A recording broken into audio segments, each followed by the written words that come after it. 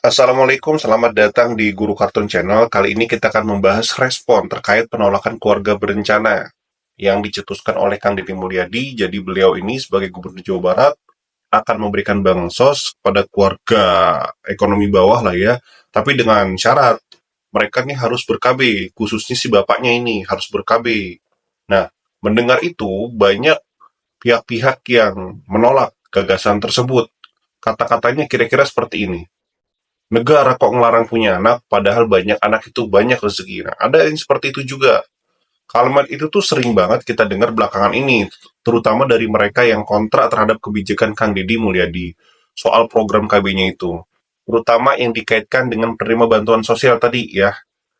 Jadi ketika menerima bantuan sosial, nada komentarnya tuh nggak cuma skeptis, kadang nyinyir juga, bahkan ada yang lebih ekstrim bilang begini, tugas negara itu mendidik dan mensejahterakan rakyat, bukan mencegah orang punya keturunan. Wah, kedengarannya itu kayak pembelaan yang bijak ya, tapi pertanyaannya itu, mereka ini tuh bener-bener ngerti nggak sih konteksnya? Jujur aja, saya sendiri sempat bingung waktu baca komentar-komentar seperti itu tuh, ini orang beneran nonton videonya sampai selesai, atau cuman scroll sebentar, lihat 1 menit, langsung ngegas di kolom komentar. Kadang memang bukan salah kontennya sih, tapi cara orang menelan informasi yang serampangan. Jadi soalnya ya, kalau kita simak baik-baik ya nggak ada satupun kalimat dari Kang Deddy yang bilang, jangan punya anak. Atau orang miskin dilarang punya keturunan. Nggak ada, serius nggak ada. Saya udah lihat, nggak ada beliau bilang begitu. Yang beliau sampaikan itu justru ajakan untuk berpikir logis, berpikir realistis, mikir ke depan, bukan pakai emosi, tapi pakai akal sehat. Bayangin deh coba, kalau seseorang sekarang hidupnya masih pas-pasan banget, buat makan aja kadang harus gali lubang, tutup lubang, anak pertama belum bisa sekolah dengan layak, masih tinggal numpang atau ngontrak, bahkan nempatin tanah yang bukan milik dia, terus dia tiap tahun nambah anak, kira-kira ya siapa yang paling berat nanggungnya coba? Siapa yang paling dirugiin? Diri dia, bukan kan? Bisa aja istrinya sama anak-anaknya. Ya khususnya anak-anaknya. Iya, anak-anaknya. Mereka ini yang akhirnya jadi korban dari keputusan teledor orang tuanya, khususnya bapaknya nih. Mereka yang akhirnya harus tumbuh dalam kekurangan, padahal nggak pernah minta dilahirkan ke dunia dalam kondisi seperti itu. Dan ini nih yang mau disampaikan oleh Kang Deddy selaku Gubernur Jawa Barat, bukan larangan, tapi ajakan untuk bertanggung jawab. Ya kita semua sepakat lah bahwa rezeki itu datang dari Tuhan, ya kan? Nggak ada yang bantah itu, tapi bukan berarti kita pasrah dan lepas tangan. Tuhan juga ngasih kita akal, kasih kesempatan untuk berusaha, memberikan kita pilihan. Nah, masa kita cuma ngandelin rezeki tanpa usaha sih? Buat buat apa namanya? Buat kebutuhan sehari-hari istri dan anak kita. Kalau orang punya gaji pas-pasan, nggak punya tabungan, rumahnya ngontrak, terus orang itu nambah anak, 4, 5, 6, 7, dan seterusnya. Emang dia yakin semua anak itu tuh bakal hidup sejahtera? Yakin dia bisa sekolah, bisa tercukupi, bisa sekolahnya mapan, bisa makan dengan hidup layak tiap hari? Terus dia jawab, ya itu mah gimana nanti aja. Nah ini nih penyakitnya nih. Jawaban orang yang nggak mau mikir. Jangan egois lah. Masa kita tega ngorbanin masa depan anak-anak kita? Ya enggak. Kenapa harus KB pria coba? Kenapa bukan perempuan? Terus yang disuruh.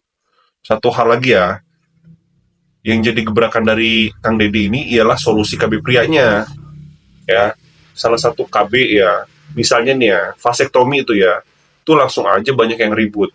Loh, kok laki-laki? Biasanya kan perempuan yang ber-KB. Gitu tuh respon mereka. Nah, ini justru poin pentingnya. Selama ini, urusan KB itu selalu ditimpakan ke perempuan. Padahal, membentuk keluarga itu tanggung jawab dua pihak. Kenapa cowok nggak boleh ambil bagian? Justru langkah ini tuh bentuk keberanian dan keadilan. Laki-laki juga harus punya kesadaran. Bukan malah lepas tangan. Biarin istrinya pasang apa namanya, pasang IUD, suntik hormon, minum pil setiap hari, masa sih mikirnya cuma enaknya doang?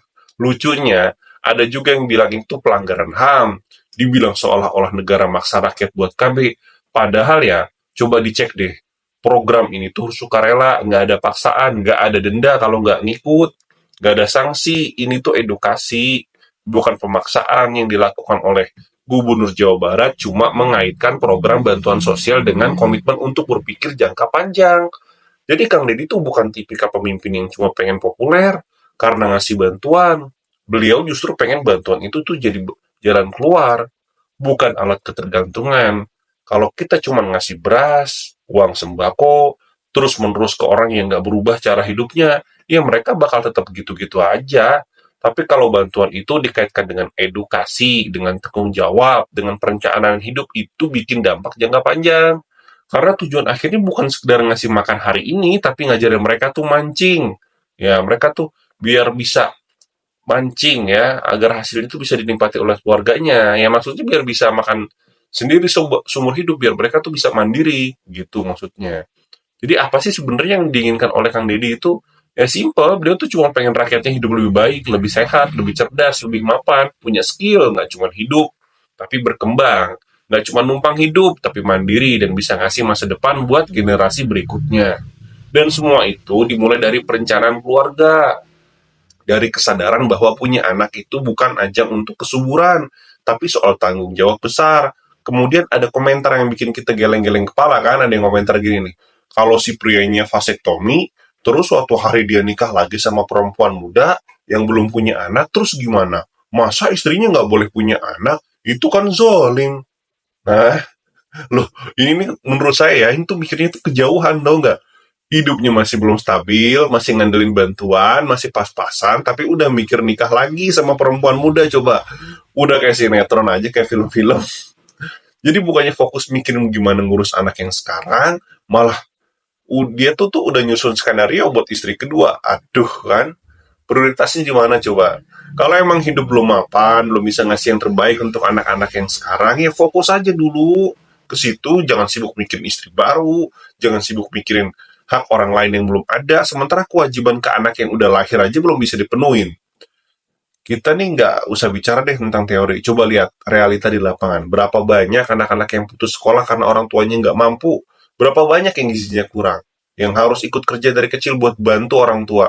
Jadi kalau kita masih kekeh bilang, banyak anak, banyak rezeki, tanpa mikir logikanya, itu artinya kita menutup mata dari kenyataan yang menyakitkan. Sekali lagi ya, nggak ada yang dilarang untuk memiliki anak, tapi setiap orang tuh diminta untuk berpikir panjang. Punya anak itu bukan perlombaan, bukan juga soal gengsi, tapi soal siap atau enggak sih kita tuh memberikan yang terbaik buat mereka. Jadi karena kalau kita gagal mendidik satu generasi itu efeknya bisa kemana-mana, bisa berdampak ke masa depan bangsa ini. Sebelum ngegas nyirin beliau ya, Kang Deddy ya, sebelum nuduh beliau tuh melanggar HAM, nuduh pemerintah nih melarang rakyat punya anak, coba deh tonton videonya, tonton apa yang beliau jelasin ya sampai habis, pahami maksudnya, pikirin konteksnya. Jangan cuma baca judul ya kan. Wah, Kang Deddy, oh ini vasektomi, padahal judulnya belum tentu bener kayak gitu. Ya, Kang Deddy melanggar HAM gitu. Kang Deddy pemaksaan tidak boleh memiliki anak. Nah, kan itu kan ngarang-ngarang semua. Jangan cuma lihat apa namanya berita-berita seliwer-seliwer kayak begitu. Coba dilihat ya, dilihat yang baik, dilihat yang benar, pahami.